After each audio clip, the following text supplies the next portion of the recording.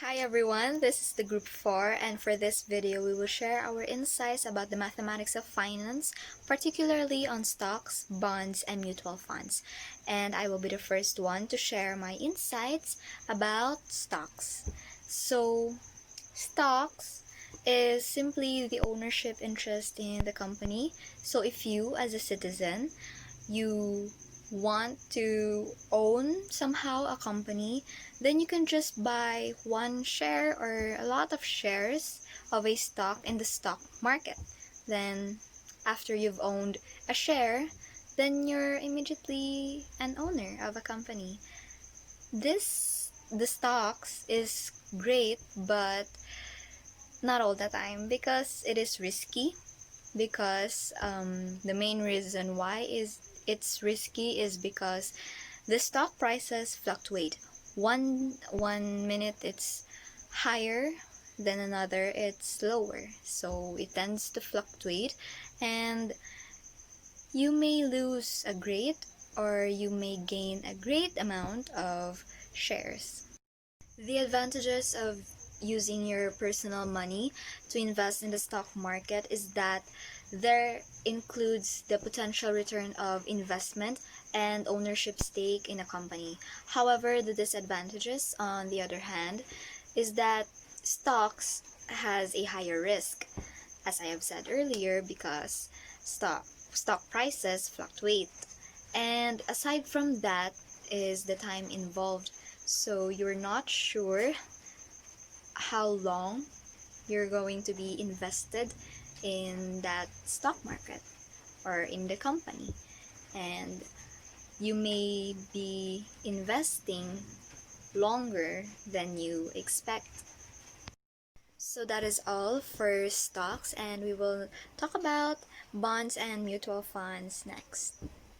But before we proceed, I just would like to share that one must know everything about stocks. I mean, not only stocks, but bonds, mutual funds, any other investing strategies out there.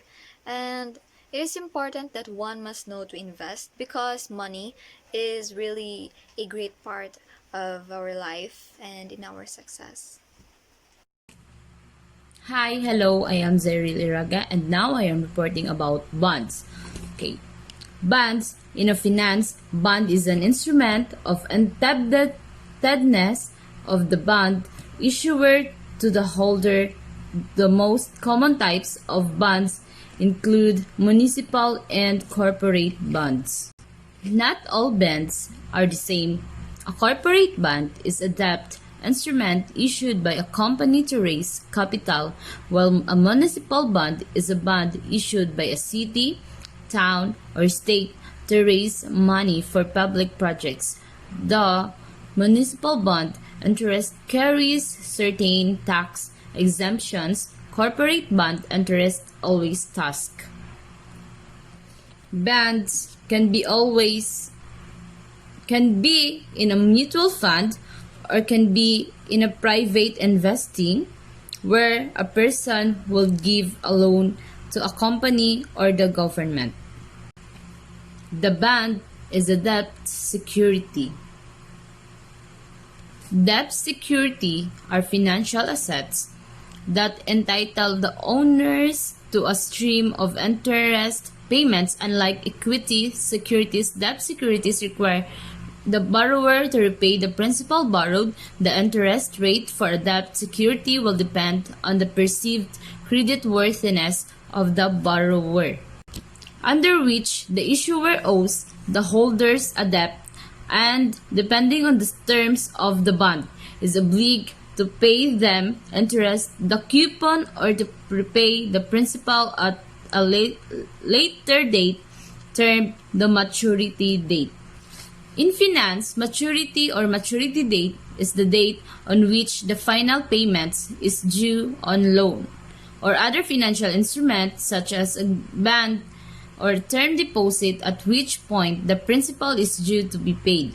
Most instruments have a fixed maturity date, which is a specific date on which the instrument matures.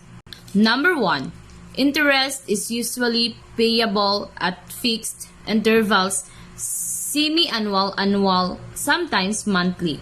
Very often, the bond is negotiable, that is, the ownership of the instrument can be transferred in the secondary market. This means that once the transfer agents at the bank medallion stamp the bond, it is highly liquid on the secondary market. Number 2, the bond is a form of loan or IOU.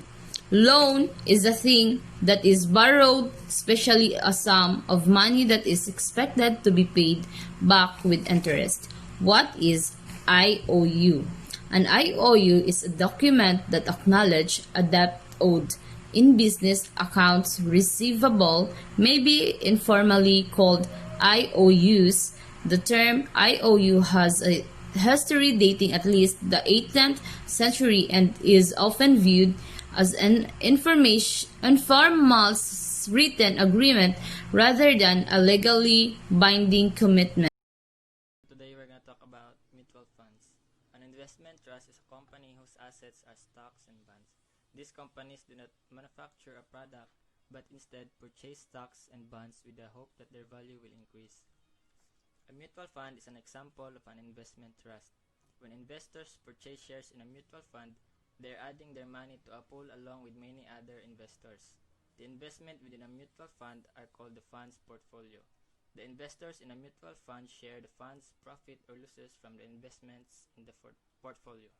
Because a mutual fund owns many different stocks, each share of the fund represents a fractional interest in each stock. Each day, the value of a share in the fund, called the net asset value of the fund or the NAV, depends on the performance of the stocks in the fund. It is calculated by the following formula. The net asset value of a mutual fund is given by where A is the total fund assets, L is the total fund liabilities, and N is the number of shares outstanding. So this is the formula. NAV is equals assets minus liabilities over N. So example, a mutual fund has $600 million worth of stock, $5 million worth of bonds, and $1 million in cash. The fund's total liabilities amount to $2 million. There are 25 million shares outstanding, and then you invest $15,000 in this fund. So we need to calculate the NAV and how many shares are you purchasing. So this is the formula in calculating NAV. 606 million is the total asset because we added the $600 million worth of stocks, and then $5 million worth of bonds, and then $1 million in cash, which is $606 million, minus the liabilities, which is $2 million, divided by 25 million, which is the shares outstanding.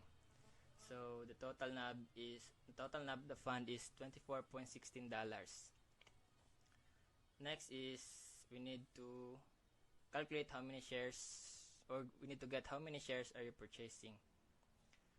So in order to get that, we need to divide the amount invested by the cost per share of the fund and then round down to the nearest whole number. So the total amount you invested is $15,000. So $15,000 divided by 24.16, which is the net asset value, is approximately equals to 620. So you are purchasing 620 shares of the mutual fund. So that's all. Thank you for taking your time to listen to our insights about stocks, bonds, and mutual funds. Again, we are the group 4. We talked about the mathematics of finance, particularly on stocks, bonds, and mutual funds. I hope you learned something and have a good day. Muchísimas gracias.